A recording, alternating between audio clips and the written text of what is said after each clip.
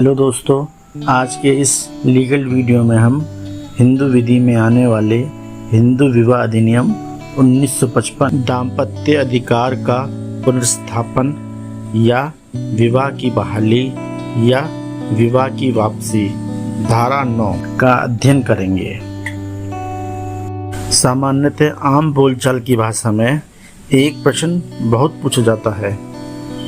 यह प्रश्न है, अगर पत्नी बिना वजह ससुराल छोड़ दे तो क्या करें? पत्नी मायके से वापस नहीं आ रही है तो क्या करें? पत्नी को छोड़ने पर कौन सी धारा लगती है? पत्नी रूठकर मायके चली गई है तो वापस कैसे बुलाऊं? पत्नी मायके से ना आए तो क्या करूं? तो इसका आंसर देख लेते हैं। भारत के शास्त्रों के अनुसार हिंदू विवाह एक संस्कार माना जाता है जो जीवन भर के लिए होता है, लेकिन कई बार ऐसा होता है कि पत्नी बिना किसी उचित कारण के मायके चली जाती है और बुलाने पर भी वापस नहीं आती। आइए जानते हैं कि क्या कोई कानून है जो बिना किसी उचित कारण के मायके गई पत्नी को वापस लाने में पति की मदद करता है। हिंदू विवाह अधिनियम 1955 की धारा 9। जब पति या पत्नी से बीच कोई छोटा मोटा झगड़ा हुआ हो या छोटी मोटी बातों के कारण पत्नी मायके चली गई है, तब पति अपनी पत्नी को वापस लाने के लिए कुटुंब न्यायालय, जिसे फैमिली कोर्ट भी बोलते हैं, या जिला न्यायालय में याचिका दायर कर सकता है।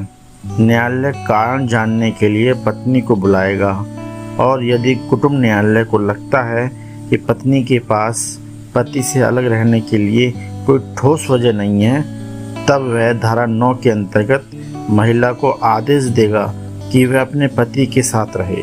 धारा 9 का विधिक दृष्टिकोण देख लेते हैं। धारा 9 की संवैधानिकता।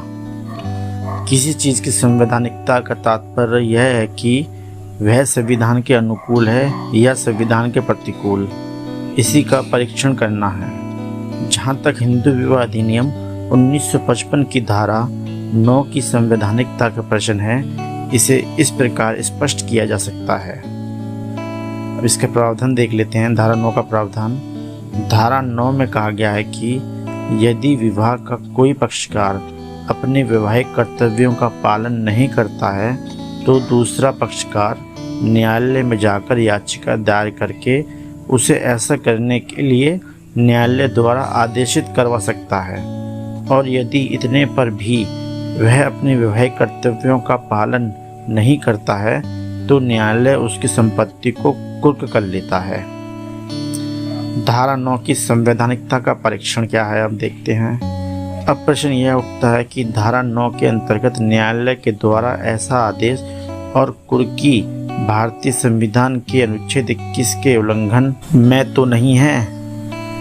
अनुच्छेद 21 में प्राण एवं दैहिक स्वतंत्रता का मूल अधिकार दिया हुआ है और इसी में व्यक्ति का गुप्तता का अधिकार भी शामिल है। इस मौलिक अधिकार के आधार पर यह कहा जा सकता है कि किसी भी व्यक्ति को इसके लिए मजबूर नहीं किया जा सकता कि वह किसी अनचाहे व्यक्ति को अपना शरीर सौंप दे। धारा 9 अनचाहे व्यक्ति के साथ रहने एवं सहवास करने के लिए विवश करती है। इसलिए यह परीक्षण करना है कि धारा 9 संवैधानिक है या नहीं। इस परीक्षण के लिए हमें कुछ वादों का सहारा लेना पड़ता है जो इस प्रकार हैं। पहला वाद है टी सरिता बनाम वेंकट सुबैया। इस मामले में पत्नी बिना युक्तियुक्त कारण से पति से अलग रह रही थी और बार बार कहने पर भी वह पति के साथ पति के घर नहीं गई। पति ने पत्नी के विरुद्ध जिला न्यायालय से धारा 9 की आज्ञप्ति ले ली। पत्नी ने इसे आंध्र प्रदेश उच्च न्यायालय में चुनौती दे दी और न्यायालय के समक्ष यह कहा कि हिंदू विवाह अधिनियम की धारा 9 संविधान के अनुच्छेद 21 का उल्लंघन करती है। पत्नी ने यह कहा कि अनुच्छेद 21 में प्राण एवं दैहिक स्वतंत्रता का मूल अधिकार दिया हुआ है, जिसके अंतर्गत गुप्तता का अधिकार भी शामिल है। अर्थात अनुच्छेद 21 के अनुसार मैं किसी अनचाहे व्यक्ति को किसी को सौंपने के लिए मना कर सकती हूँ, अर्थात इसके लिए न्यायालय या विधि द्वारा बाध्य नहीं किया जा सकता। धारा 9 ऐसे व्यक्ति को मुझे अपना शरीर सौंपने के लिए विवश कर रही है, इसलिए धारा 9 संविधान के अनुच्छेद 21 के उल्लंघन में है। इसलिए धारा 9 को असंवैधानिक घोषित करके मेरे खिलाफ दी गई आज्ञप्ति को समाप्त कर दिया जाए। न्यायालय ने पत्नी की बात मान ली और धारा 9 को असंवैधानिक घोषित कर दिया तथा पत्नी के विरुद्ध पति को जिला न्यायालय द्वारा जो धारा 9 की आज्ञप्ति दी गई थी उसको समाप्त कर दिया।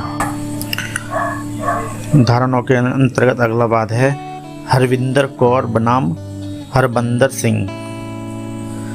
इस मामले में पत्नी बिना किसी युक्तियुक्त कारण से पति से अलग रह रही थी और धारा 9 की अन्य शर्तें भी पूरी थीं। अब पति ने पत्नी के विरुद्ध निचली अदालत से धारा 9 की आज्ञप्ति ले ली, जिसे पत्नी ने दिल्ली उच्च न्यायालय में चुनौती दे दी और यह कहा कि मेरे खिलाफ धारा 9 की इस आज्ञप्ति को समाप्त कर देना चाहिए। इसी देश के अन्य राज्य आंध्र प्रदेश में यह धारा 0 घोषित कर दी गई है।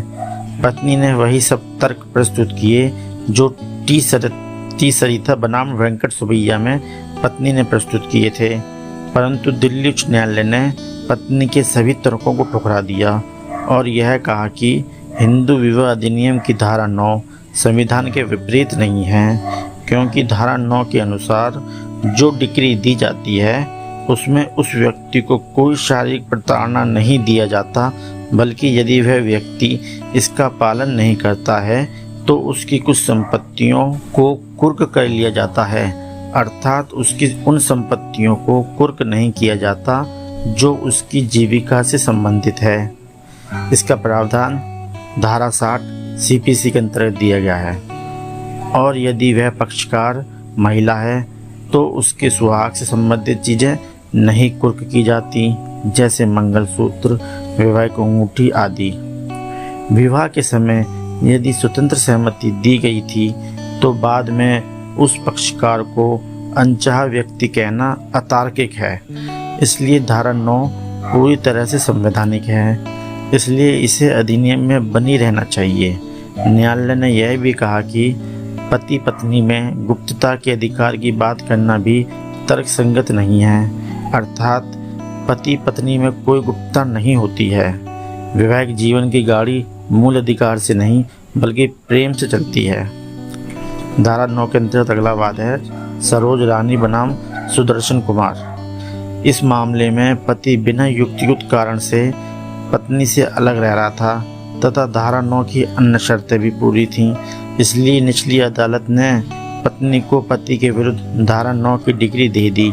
डिग्री के परिणाम स्वरूप दोनों साथ साथ रहने लगे और बहुत ही अल्प समय तक साथ साथ रहने के पश्चात पत्नी स्वयं बाहर चली गई और पति ने उसे बुलाया नहीं, बल्कि धारा 9 की उसी डिग्री के आधार पर उसने जिला न्यायालय से विवाह विच्छेद की डिग्री ले ली, क्योंकि उसने यह दिखा दिया कि पत्नी ने धारा 9 की डिग्री का पालन 1 वर्ष तक नहीं किया।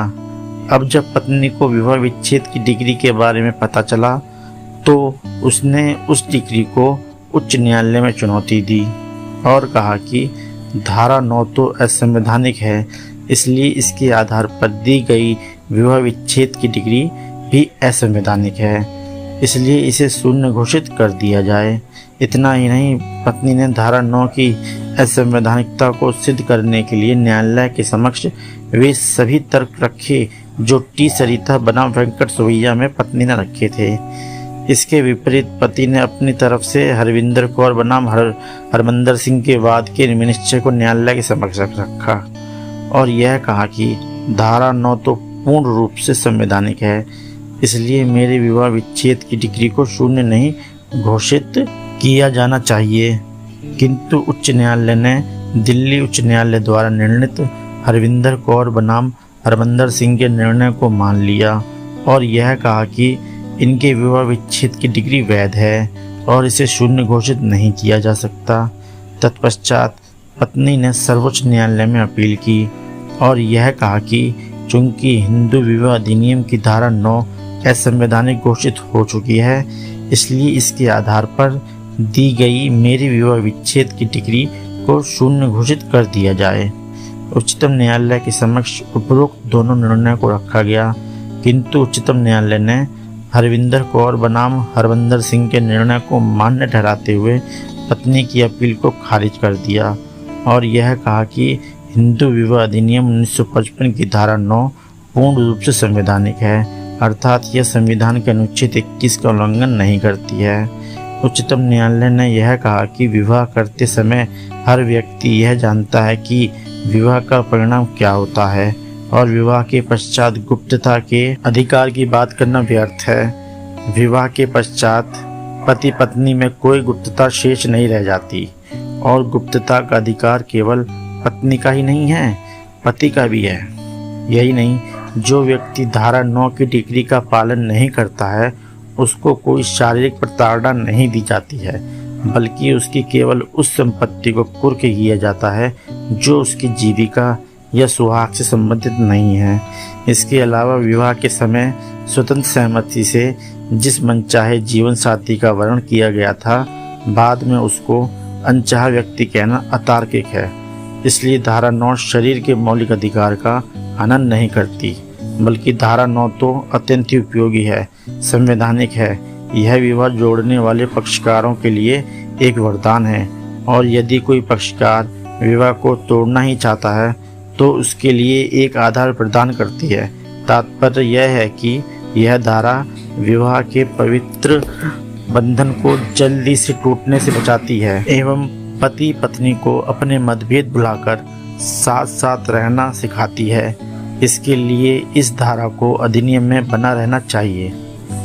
धारा 9 का निष्कर्ष क्या है देख लेते हैं। उपरोक्त के आधार पर यह कहा जा सकता है कि सरोज रानी बनाम